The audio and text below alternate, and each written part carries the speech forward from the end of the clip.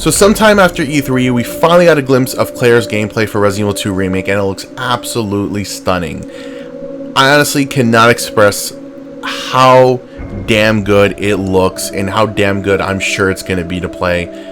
January cannot come soon enough, and if you'd like to see what I thought of the demo, the video is up right now. I go a little bit into kind of what's the topic of this video, and how Resident Evil 2 Remake is taking inspiration from its original version, Resident Evil 1.5. You may be wondering, how does the new 2019 Resident Evil 2 Remake take scrapped ideas from the cancelled 1997 version of Resident Evil 2, which is usually dubbed Resident Evil 1.5? And well, I'm here to tell you just that, so sit back and enjoy the video. So to give you a clear understanding of how I came to this conclusion, I'm going to break this down into different categories such as characters, gameplay, and design.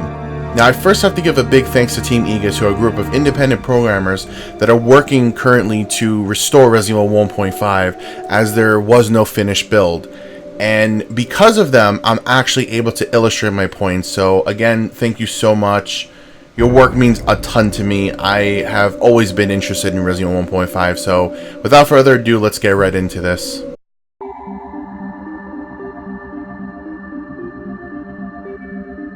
In Resident Evil 1.5, both Leon and Elza have their own set of supporting characters. Leon had both Marvin and Ada, while Elza, the original version of Claire Redfield, had John, who will go on to become Robert Kendo in the finished product. Also, Roy, our RPD officer who had a role similar to Marvin, and of course, Sherry Birkin. Both protagonists would share a few common characters such as Chief Brian Irons and both Annette and William Birkin.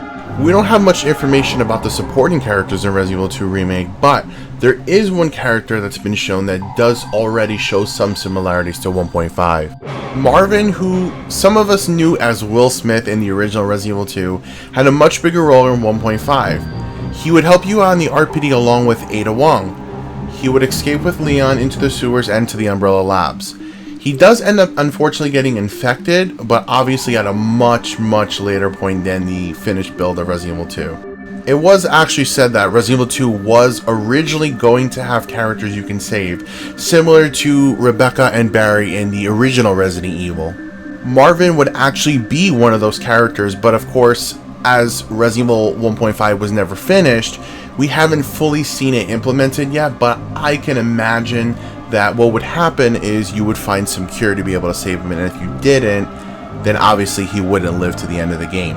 In the latest build of Resident Evil 1.5, you actually see him laying down on the train, the one that is at the end of the game in both the A and B game, so this does further support the idea of savable characters in Resident Evil 2. In the remake, we already see that Marvin has a much bigger role than the original, just like 1.5, which is awesome. Sadly though, he still has the wounds that occurred in Resident Evil Outbreak File 2, but I'm very hopeful that there will be a way to save him, or at least other characters, so that we are able to obtain multiple endings unlike the original Resident Evil 2. Personally, I hope we see either Roy, John, or some new savable character, because I love different story paths, and it'd be cool to have multiple endings in the game. The last character so far that has similarities to Resident Evil 1.5 is William Birkin. And I feel that the room that you're fighting him now in this Resident Evil 2 Remake gameplay footage that we were shown looks very similar, kind of like a mix potentially of the room you actually fight him in the finished Resident Evil 2 and the cargo room in Resident Evil 1.5.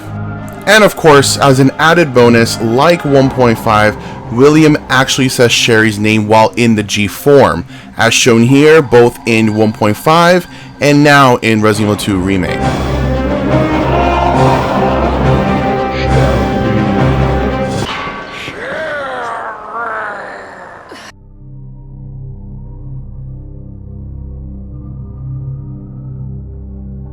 Gameplay is a big one. There are a ton of concepts already taken from 1.5 that have been implemented in just a small amount of gameplay that we've already been shown.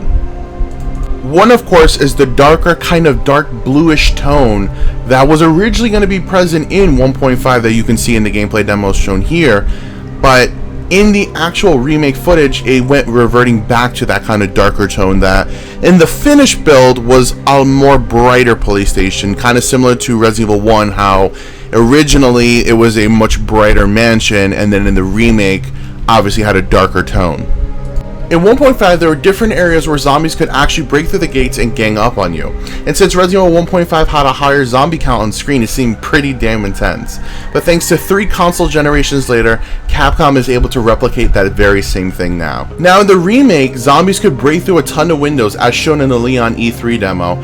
Even though there were parts that zombies could break through in the finished product of Resident Evil 2, it was more scripted, unlike how in the remake now, it's gonna kind of be spontaneous, and it's something that you have the ability to or not to prevent.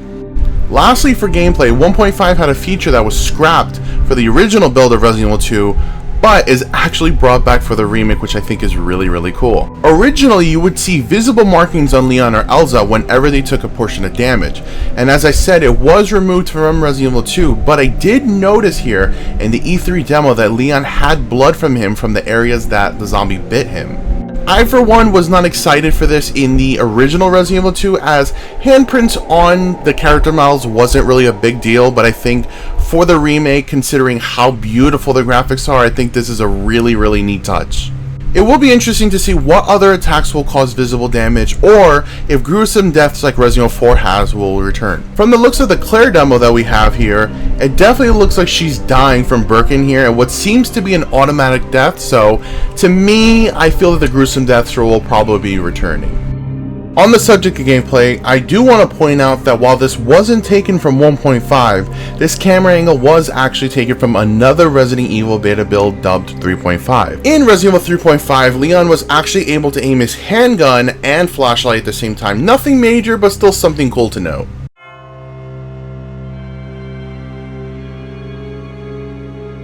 Design is something that in beta builds can often change quite a ton. In 1.5, the police station was never meant to be an art museum like the original Resident Evil 2, and even though the art museum aspect still remains in the remake, it seems like the police station takes way more inspiration from 1.5 than it does the original Resident Evil 2. With actual bathrooms and a staircase that goes to higher floors and a location that makes sense, adds to the immersion and really feels like this was a police station, a place where a ton of people were at daily.